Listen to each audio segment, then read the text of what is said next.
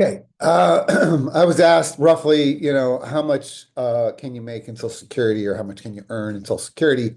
So I have this graphic, which I think is good, and a good way to kind of show you that. And so I'm going to do that. And sorry about that. All right. So if you think about from Social Security perspective, your average earnings over your lifetime, and this is a little bit skewed because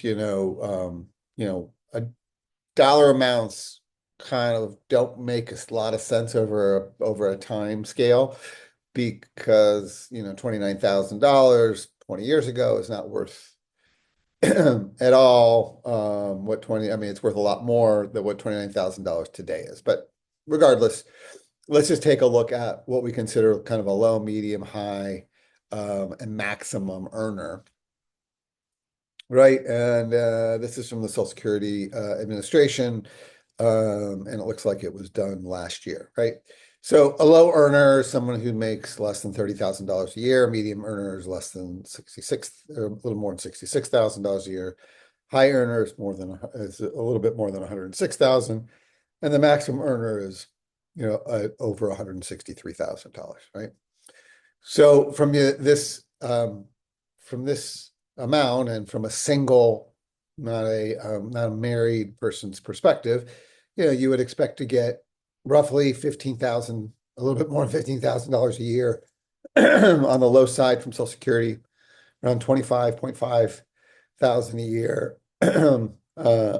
in medium levels, and 33, a little almost to 34,000 for high, 41,000 for your maximum, right? There are some, and I believe these numbers all are retirement at age 65. So none of these workers most likely have reached full retirement age. So there's a little bit of room for growth for that. And then you get 8% more a year if you wait between your full retirement age and 70, right? And so you do have some upside to this number. I think I've talked a little bit around, if you're in the maximum eight range, you could probably get close to $50,000 a year, right? So I think it's a good guidance here about where you have opportunity, what your earning level is and what that's going to mean. But you can see the other dimension of this, which I think is really important to think about, is if you average these amounts for your entire lifetime, you're going to have to make some sacrifices if this is your only income, right? If you don't have a pension, or you're not planning to spend your 401k or IRA money, then you're going to have to make some budgetary sacrifices here to make this work. You can certainly see that, that is true on the high end, and I think at every level, you're going to have to make some budgetary sacrifices, right? Now, if you don't want to make those sacrifices, you probably need to start to have a conversation or a thought about a couple things. One of those is going to be what we refer to as asset deaccumulation, right? You're going to have to think about what assets do you have and how are you ultimately going to use those assets for the rest of your life? And are there enough assets to kind of get you get you through this, right? And maybe you think, and there's probably a timeline for that, right? There's probably a timeline that says, well, I'm going to live to 85. And so that's what I'm thinking. And so I should be good till I'm 85, right? Now, unfortunately, some people, whether or not it's good or bad, I mean, it kind of depends on your perspective.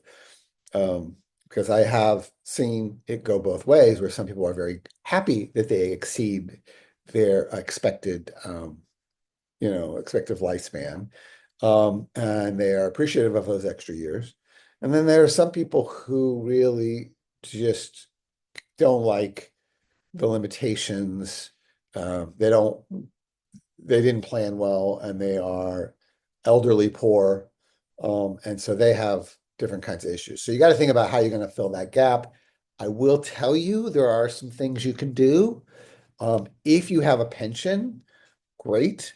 maybe that's going to resolve some of this. If you don't have a pension, um, and you do have some assets, I would definitely consider lifetime income annuities because that's essentially like buying your own pension, right? You have whatever assets you have that you saved, you can get tax-free transfers into a lifetime annuity pension, and that can fill up some of this gap. If I look at someone who made $163,000 a year or $106,000 a year, and they have a certain amount of savings, I could see scenarios where they could easily add 12 or 24,000 extra a year by moving some of their assets into a lifetime annuity, right? An income annuity. All right. So it's something to think about. I'm not going to push anything on anyone, but I do want you to consider and look at those because those can make a difference and can turn it from having enough to live on, and filling that gap as much as you can.